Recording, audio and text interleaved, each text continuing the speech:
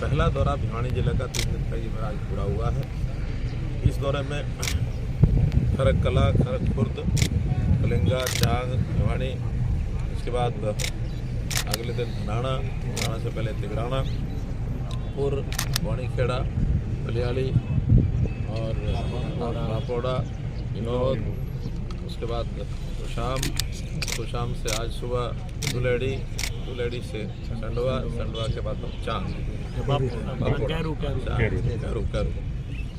इतने सब गांवों के अंदर मेरा दौरा हुआ है। बड़ी संख्या में लोग मिले हैं। हमारी जितनी योजनाएं हैं उन पर भी सबने मोहर लगाई है, चाहे वो राशन कार्ड बनाने की बात हो, प्रोएक्टिव मोड पर चाहे पेंशन बढ़ाने की बात हो, चाहे बिना पर्ची खर्ची के नौकरी देने की बात हो, आयुष्मान भारत और चिरायु हरियाणा उसके नाते से लोगों को जो लाभ मिला है उसको भी लोगों ने कन्फर्म किया है। मुख्यमंत्री परिवार अंत्योदय योजना के नाते से लोगों को जो रोजगार देने की हमने मुहिम चलाई है। लगभग 100 गांव ऐसे हरियाणा के जो 1966 बल्कि उससे पहले ही चकबंदी शुरू हो गई थी ज्वाइंट पंजाब में, जो आज तक नहीं हो पाए हैं। उसमें कई प्रकार की कठिनाइयाँ हैं। कुछ स्टाफ करना, ये बात भी ठीक है।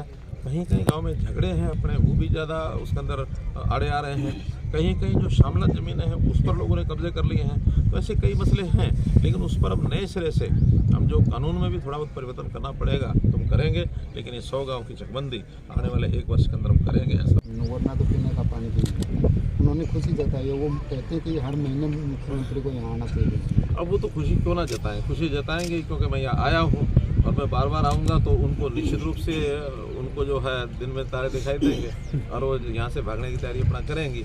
इसलिए मैं कब आता हूँ कब नहीं आता हूँ वो उसमें से विश्लेषण करते रहते हैं। चलो अच्छी बात है, उन्होंने विश्लेषण किया कि हाँ जब मैं आया हूँ तो कम से कम कुछ सुधार हुआ है, और सुधार हुआ है स्वाभाविक है। जितना ज़्यादा हम लोग जाएंगे करेंगे, हमारा प्रशासन भी उतना जागरूक होगा। भूपेंद्र हुड्डा ने कहा से 4 लाख का हरियाणा पे कर्जा है और सिर्फ कर्जे की राशि। ये बात बहुत पुरानी हो चुकी है, विधानसभा में इसे उठ चुके हैं, उसका स्पष्टीकरण दे चुका हूँ। उनके आंकड़े अपने प्रकार के हैं। आखिर ये सारी चीज़ें कोई उनके हिसाब से नहीं चलती। इसमें रिजर्व बैंक ऑफ इंडिया भी है, इसमें FRBM का जो रेशो होता है वो भी देखते हैं, इसमें CAG की रिपोर्ट्स भी हैं, इसमें रिजर्व बैंक के आंकड़े भी हैं। सब आंकड़े हैं, आप स्वयं अध्ययन करेंगे आपको ध्यान में आएगा। हम बहुत से प्रदेशों से अच्छे हैं और उनके समय से भी अब कई बातों में अच्छे हैं। हमारा प्रति कैपिटा इनकम आज सबसे ज़्यादा है। आज हमारा जो GST कलेक्शन है पर कैपिटा वो सबसे ज़्यादा है। आज हमारे इंडस्ट्री निवेशक वो यानी फर्स्ट जिसको कहना चाहिए प्रेफरेंस उनके डेस्टिनेशन की वो हरियाणा बना हुआ है। हरियाणा लोकेशनल एडवांटेज भी हमको है। हम बहुत सी चीज़ों में ईज़ ऑफ डूइंग बिजनेस में फर्स्ट 3 स्टेट्स में हम आए हुए हैं।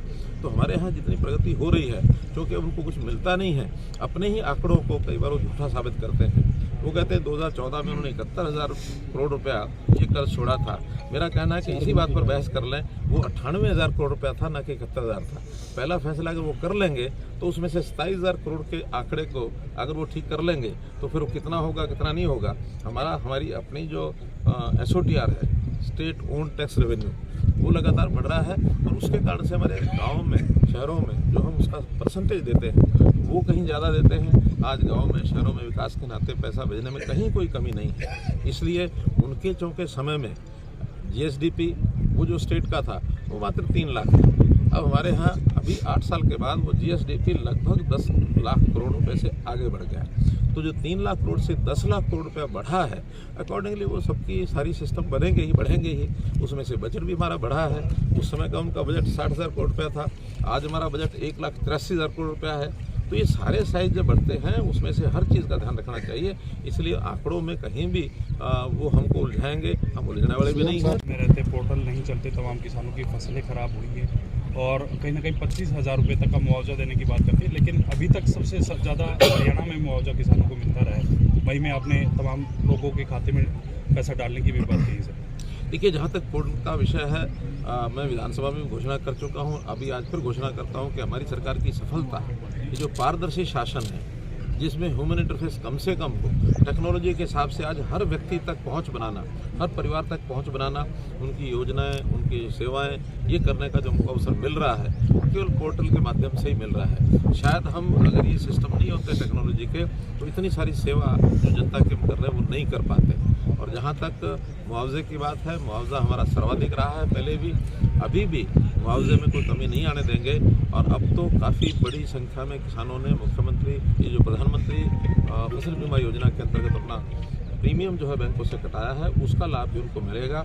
निश्चित रूप से वो लाभ उनको ज़्यादा मिलता है क्योंकि प्रीमियम देते हैं। सरकार बिना प्रीमियम के ही जो लोग रह जाते हैं उनको मैक्सिमम 15,000 रुपया प्रति एकड़ के हिसाब से जो मुआवजा देते हैं मई के महीने में सबको मिलेगा। देखिए, CSC जो है सेंट्रल गवर्नमेंट के कंट्रोल में होती है, लेकिन उसके निश्चित हैं रेट तय है कि ये रेट वो ले सकते हैं। उससे ज़्यादा रेट अगर लेंगे तो उनके खिलाफ कार्रवाई भी की जाएगी। एक विषय में जिसकी जानकारी मुझे भी नहीं है कि वो पैन कार्ड को और आधार कार्ड के साथ मिलाने के लिए 1,000 रुपया कटता है, उसकी मैं जानकारी लूँगा। अगर ये कोई सरकारी तौर पर निर्देश है तो वो तो करना ही होगा। अगर सरकारी नहीं है और उसको बिना किसी सूचना के वो काटते हैं तो उसको हम सहन नहीं करेंगे। इसलिए CSC का जो जनता के साथ संबंध है वो कैसे अच्छा रहे, क्योंकि सारी सेवाएं इन CSC के माध्यम से, जो हमारे पोर्टल हैं, टेक्नोलॉजी, हमारे वेबसाइट, सब चीज़ें डिमांड वो CSC के माध्यम से ही होती है। आज हरियाणा में मुझे लगता है लगभग 10,000 CSC ऐसी हैं। तो इन CSC की संख्या अगर और भी जरूरत पड़ेगी वो भी बढ़ाएंगे। जहाँ तक चुनाव का विषय है, देखो भैया, रणनीति के विषय होते हैं। रणनीति कोई पहले दिन नहीं होती है, रणनीति उस समय जिस दिन सफल हो तो जो रणनीति की बातें हैं वो आपको मौके पर आपको बताया है।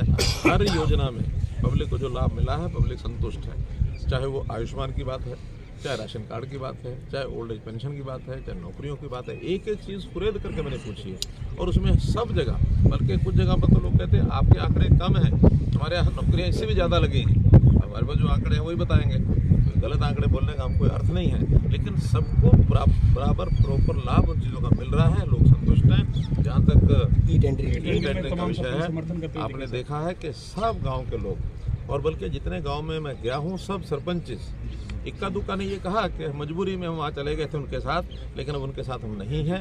हम अपने गांव का विकास चाहते हैं, जितना पैसा हमने भेजा वो सारा लगा चुके हैं। मैंने तो अगले साल के बजट भी उनको हर गांव को बता दिए कि आपके यहाँ इतना बजट आएगा, आपका इतना आएगा, आपका इतना आएगा, सब उससे कार्यक्रम में 90% सरपंच आ रहे हैं, अभी भी करीबन 600 से 700 सरपंच है। क्या लगता है क्या कारण है कि वो पॉलिटिकल उन 600-700 उनके लिए क्या उन 600-700 ने भी ये कह दिया है कि हम काम तो अपने कराएंगे, जो योजना है उसी में कराते रहेंगे। फिर भी हमारी डिमांड रहेगी कि ई टेंडरिंग का सिस्टम खत्म किया जाए, बढ़ाई जाए। और बढ़ाई क्यों जाए ये लोग भी कहते हैं और जो वर्तमान सरपंच वो भी कहते हैं कि किस लिए बढ़ाना चाहते हैं, जिसलिए वो चाहते हैं जो उनका मनसूबा सफल नहीं होने देंगे। देखिए, अभी क्योंकि इस इलाके में पानी बहुत कम आता है, एक तो पानी की कमी है, दूसरा एक दूर दराज का एरिया है। तो जिन नहरों में या रजवाहों में अभी 7 दिन के बजाय 3 दिन पानी आता था, 7 दिन ही आना चाहिए था, उन्होंने आश्वस्त किया है कि इस बार से वो 7 दिन पूरा चलेगा।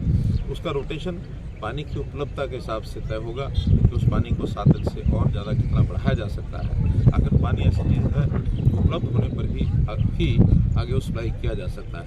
अन्यथा पानी का और जो स्रोत हैं हमारे उनके ऊपर हम काम कर रहे हैं। जैसे पानी बढ़ेगा तब देंगे। हमने अपील की है कि पानी का उपयोग भी कम करें, खास करके मेरा पानी मेरी विरासत, धान की बिजाई कम करके और फसलों की बुआई करें। रिचार्जिंग वर्षा के दिनों में पानी का हो करके और ज़मीन में पानी जाना चाहिए। और वो जो हमारे वाटर ट्रीटमेंट प्लांट जितने भी हैं, चाहे वो सीवरेज ट्रीटमेंट प्लांट हैं, वेस्ट वाटर ट्रीटमेंट प्लांट है, उनको बढ़ा करके भी पानी का री यूज़ इसको भी सुनिश्चित करें।